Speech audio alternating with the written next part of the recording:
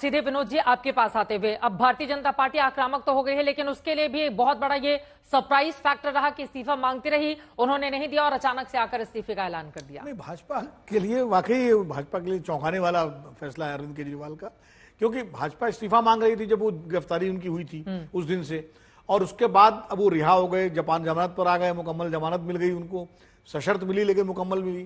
अब तब अचानक इस्तीफा होना, अब भाजपा के सामने समस्या दो है। पहली तो ये है कि क्या भाजपा चुनाव के लिए तैयार है?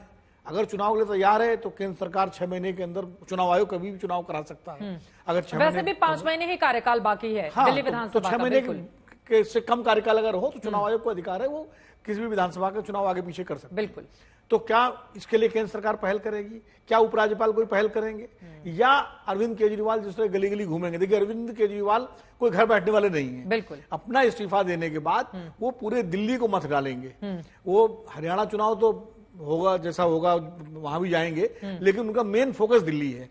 वो पूरी दिल्ली में गली गली मोहल्ले मोहल्ले में एक बार फिर से घूमेंगे और जनता से कहेंगे अगर आप हमें अभी जब जेल से जमानत पर वो बाहर आए थे, वह लोकसभा चुनाव के दौरान, उस समय भी उनकी ओर से यही कहा गया, वीरेंद्र सचदेवा जिसका जिक्र कर रहे थे कि अगर आप वोट देंगे तो मुझे जेल नहीं जाना पड़ेगा, लेकिन उसका कोई फायदा नहीं मिला। वो भी तब जब कांग्रेस पार्टी के साथ दिल्ली के चुनाव में, लोकसभा में वो थे। विधानसभा चुनाव और लोकसभा चुनाव का फर्क, 2014 में 7 सीटें बीजेपी जीतती है, 15 में 3 सीट पर सिमट जाती है, 2019 में आम आदमी पार्टी हार जाती है और वो रह जाती। तो लोकसभा चुनाव में चूंकि आम आदमी पार्टी कोई बड़ा प्लेयर नहीं थी, दिल्ली में बड़ी प्लेयर है, मेजर प्लेयर है, तो ये फर्क होता है हमेशा। तो जो वोटर है उसको वो दोबारा अपना जो वोट बैंक जो उनका बिखर गया है, कुछ हद तक बिखर इसलिए गया है कि जैसे उनके जेल जाने के बाद, आम आदमी पार्टी के नेताओं की गिरफ्तारी के बाद जो एक परसेप्शन आया कि एक बड़े वर्ग ने भी सोचना शुरू कर दिया कुछ गड़बड़ है क्या, तो एक तो उसको ठीक करेंगे। वो कांग्रेस जिस तरह रिवाइव कर रही है, देखिए माइनॉरिटीज के बीच में, गरीब तबकों के बीच में,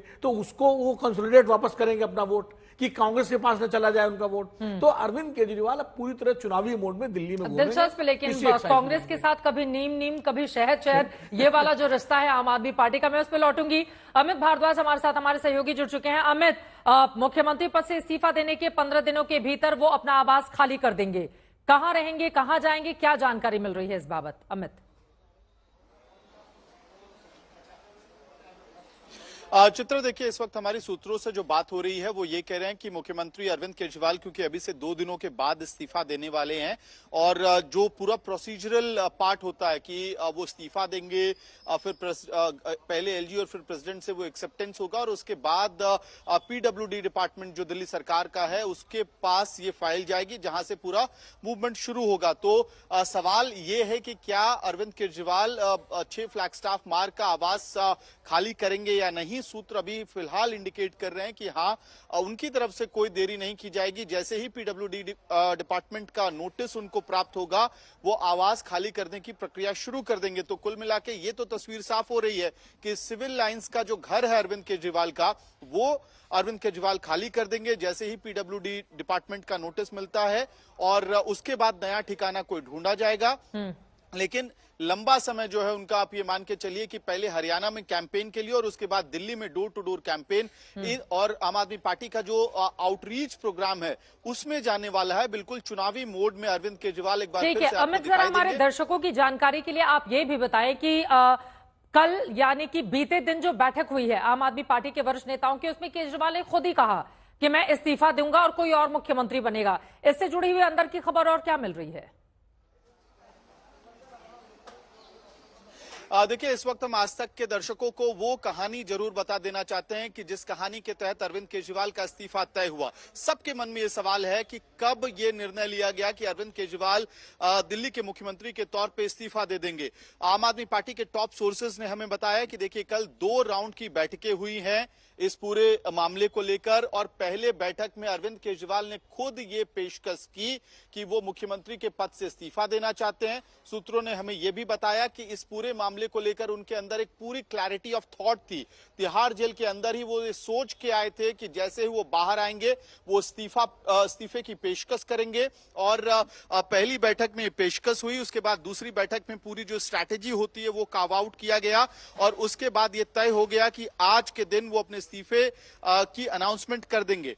अहम सवाल ये है कि अरविंद केजरीवाल जहां एक तरफ आम आदमी पार्टी का चेहरा थे, गवर्नेंस का चेहरा दिल्ली में मनीष सिसोदिया माने जाते थे, तो जो उप मुख्यमंत्री भी रहे पहले दिल्ली के, वो क्यों नहीं मुख्यमंत्री बन रहे हैं? तो जो लिटमस टेस्ट ईमानदारी का अरविंद केजरीवाल सेट करना चाहते थे इस पूरे मामले को लेकर, उस लिटमस टेस्ट के तहत मनीष सिसोदिया को भी उसी प्रक्रिया से जाना पड़ेगा, और इसलिए तय हुआ ना अरविंद केजरीवाल और ना ही मनीष सिसोदिया मुख्यमंत्री के दफ्तर में जाएंगे जब तक पब्लिक का मैंडेट आम आदमी पार्टी के लिए और अरविंद केजरीवाल के लिए स्पष्ट होकर नहीं आ जाता है। अब देखिए, इसमें एक और अहम बात है कि पूरी एक कम्युनिकेशन स्ट्रैटेजी भी तय की गई इसके तहत कि आखिरकार किस तरह से नैरेटिव बनाना है और बीजेपी के नैरेटिव को खत्म करना है। तो ये सब भी हुआ है। अहम बात यह है चित्रा कि जो नई कैबिनेट बनेगी, नई कैबिनेट इसलिए कह रहा हूं कि जब नया मुख्यमंत्री आएगा दिल्ली में तो उनके हिसाब से एक नई कैबिनेट को तैयार किया जाएगा, और उस कैबिनेट में 4-5 फैसले हैं जिस पे पूरा फोकस होगा।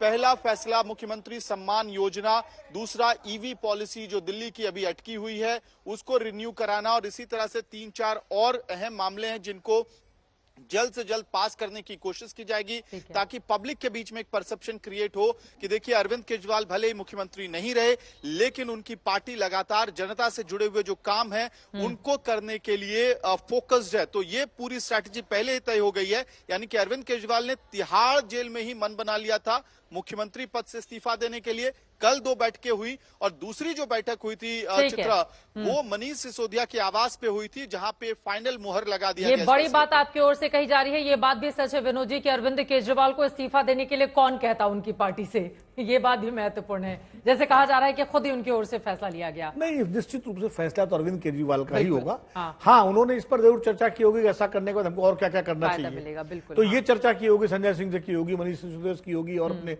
सहयोगी सौरभ भारद्वाज वगैरह से, लेकिन फैसला मूल रूप से अरविंद केजरीवाल का ही होगा, क्योंकि देखिए वो मास्टर स्ट्रेटेजिशियन है अपनी पार्टी के, इसमें कोई दो राय नहीं है। और वो जैसे इस्तीफा न देने का फैसला गिरफ्तारी के बाद, बिल्कुल जब सब उम्मीद कर रहे थे इस्तीफा देंगे, तो ये फैसला भी और दृढ़ फैसला कि नहीं देंगे इस्तीफा, चाहे इसके लिए कोर्ट जाना पड़े, और कोर्ट गए लोग, लेकिन कोर्ट ने भी उसमें जो है हस्तक्षेप नहीं किया। बिल्कुल। तो अरविंद केजरीवाल इस तरह के फैसले लेने के लिए जाने जाते रहे। ठीक है, लेकिन इस बार का ये जो फैसला है क्या उनको आगामी विधानसभा चुनाव में फायदा दिलाएगा, ये बड़ा सवाल बना हुआ है।